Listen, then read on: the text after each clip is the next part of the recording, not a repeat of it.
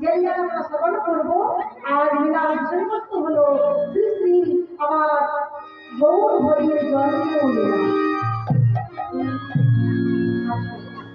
সবাই মিলে আমরা লীলায় প্রবেশ করবো। তার আগে আমরা একটা ভজনের মাধ্যমে বৃন্দাবনে যাবো।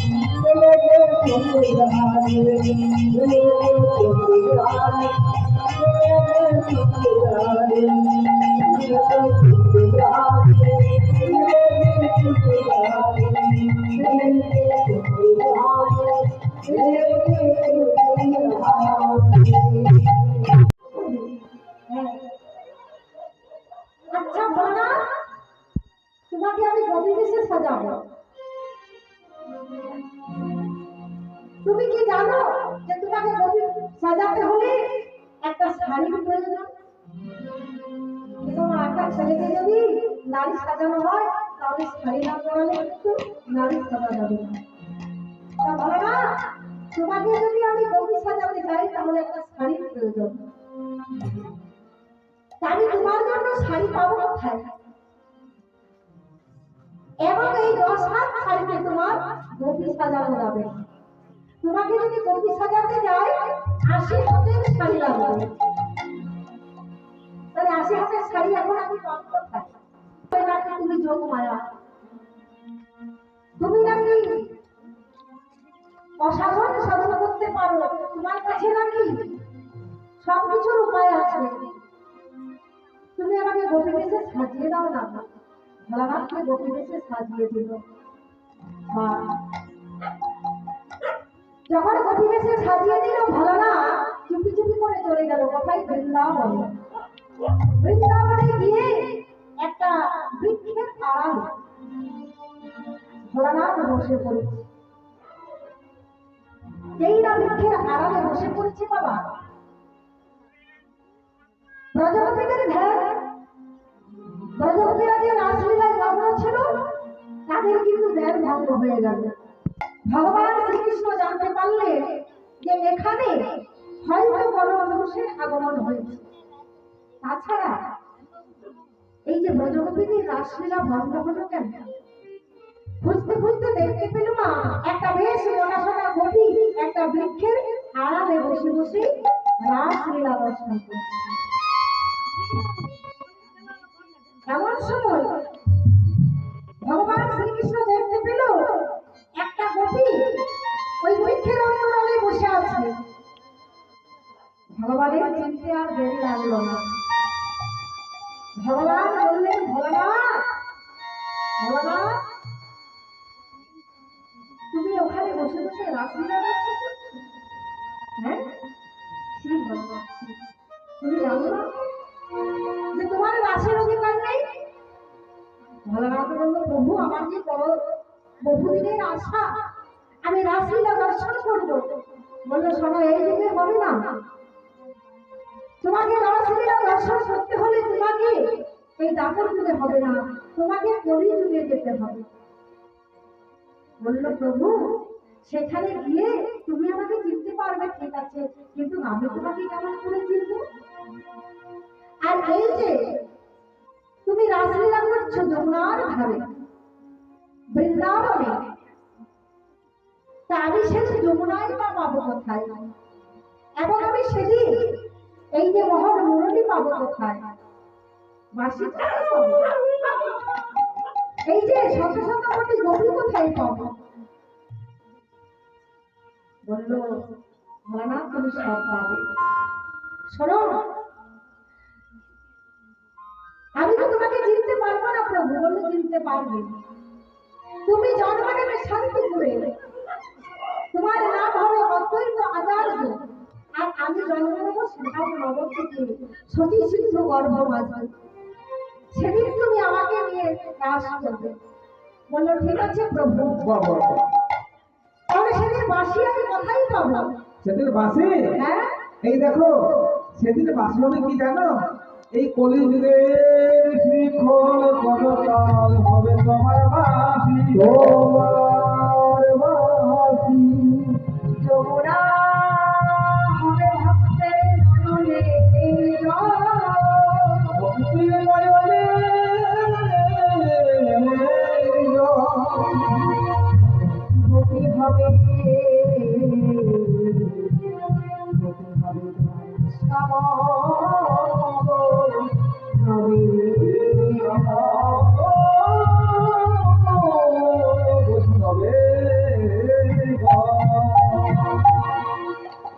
বাজাবো বাঁশিকে বাজাবো, বাঁশিকে বাজাবো, বাঁশিকে বাজাবো।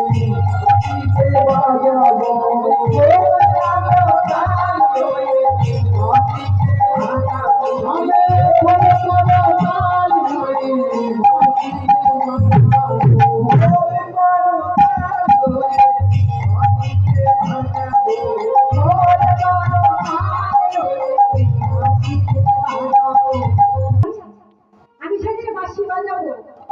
আর কি করবো? আমি যমুনা যে বাজাবো, যমুনা যে বাজাবো, যমুনা যে বাজাবো, যমুনা যে বাজাবো।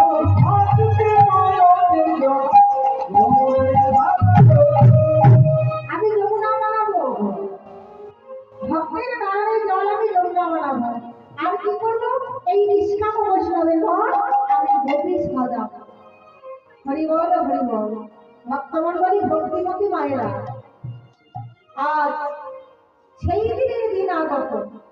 সময়টা কেমন না, ভগবানের কাছে যদি কেউ কোনো বাসনা করে না, ভগবান কিন্তু তার বাসনাটা কিন্তু অপূর্ণ রাখেন না, কারণ তিনি কিন্তু তার বাসনা পূর্ণ করেন। তাই আজ সেই দিনের দিন আগত। সময়টা কেমন? আজ কি হচ্ছে? বাবা ঘুরে বেড়ায় ঈশ্বরের পিঠে, বাবা চড়ে বেড়ায় ঈশ্বরের পিঠে। কি গো মা?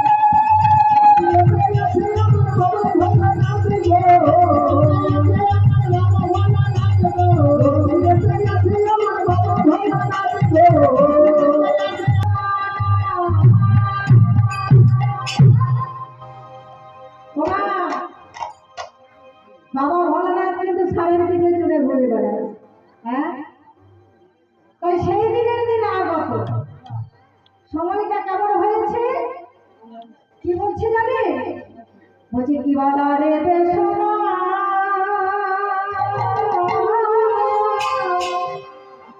ওই না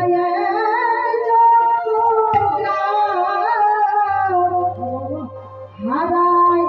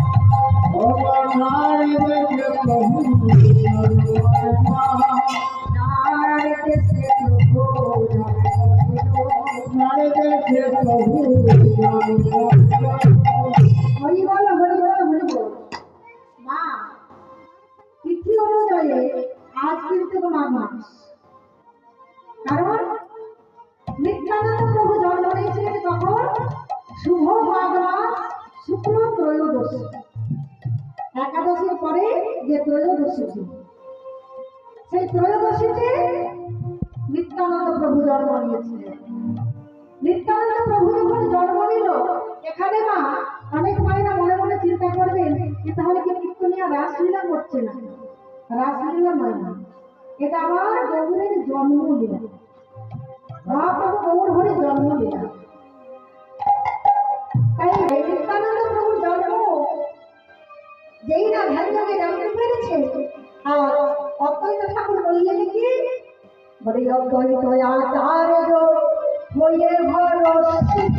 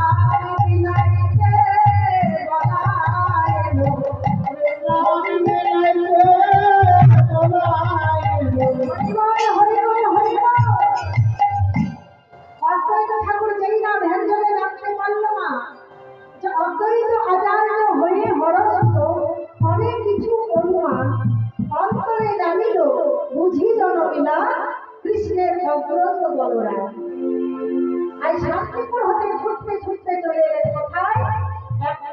যান মা পদ্মার বাড়িতে। মা পদ্মার বাড়িতে যখনই এসেছেন মা দেখছেন নিত্যানন্দ প্রভু তখন জন্ম নিয়েছে। মা পদ্মাকে বলছো, মা পদ্মা, ও পদ্মা, ওরে আমি যে শুনলাম তোর নাকি একটা সন্তান হয়েছে, কিরে তোর সন্তানকে আমায় দেখতে দে। মা পদ্মা বলবে, ঠাকুর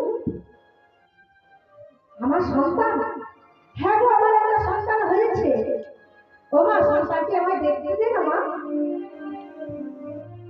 যেই না অদ্বৈত ঠাকুর বলছেন আমাকে দেখতে দে, মা পদ্মা বলছে, ঠাকুর আমার সদ্যজাত শিশুটি ওই সূতিকার গৃহে আছে। সূতিকার গৃহে? হ্যাঁ গো ঠাকুর। অদ্বৈত প্রভু তখন তিনি যখন চলে গেলেন ছুটতে ছুটতে সূতিকার ঘরে, প্রভুর জন্ম হয়েছে। আহা, কত সুন্দর সন্তান তো একটা। দেখো দেখো, অদ্বৈত ঠাকুর মনে মনে চিন্তা করছে, আর মনে মনে চিন্তা করতে করতে বলছে, কি গো মহাজন, কলম দিয়ে বলছে, কি বলছে? বলে এ নামে কে আনিল রে, কোথায় ছিল রে মধু মাখা হরিণা, কে আনিল রে, কোথায় ছিল রে মধু মাখা হরিণা।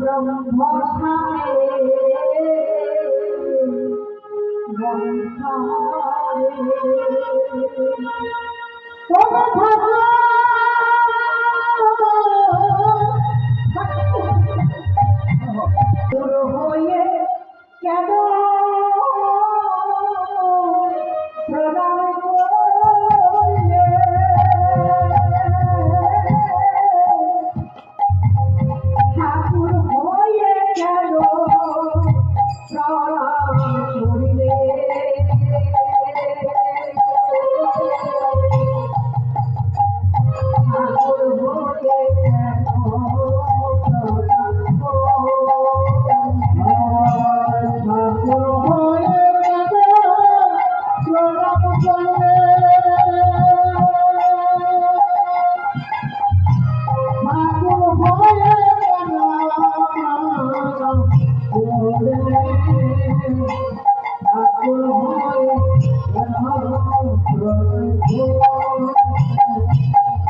ও ঠাকুর, আমার সত্যজাত শিশুর চরণে কেন প্রণাম করলে আপনি? আমার যে সাত নাই পাঁচ নাই একমাত্র একটা সন্তান, আমার সত্যজাত শিশুর চরণে প্রণাম কেন করলেন ঠাকুর? মা পদ্মা কাঁদছে আর বলছে, ঠাকুর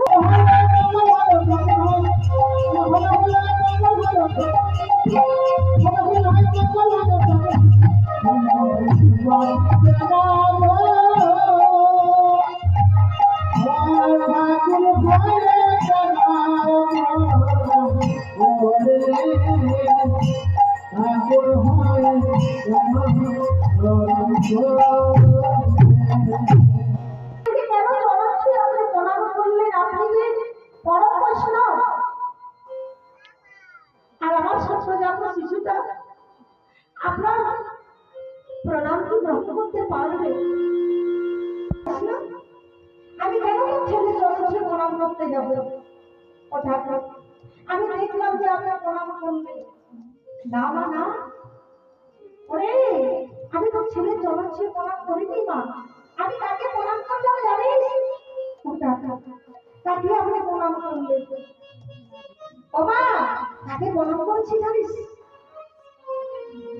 বলি ষষ্ঠী মাকে আমি প্রণাম করেছি, ষষ্ঠী মাকে আমি প্রণাম করেছি, ষষ্ঠী মাকে আমি প্রণাম করেছি, ষষ্ঠী মাকে আমি প্রণাম করেছি।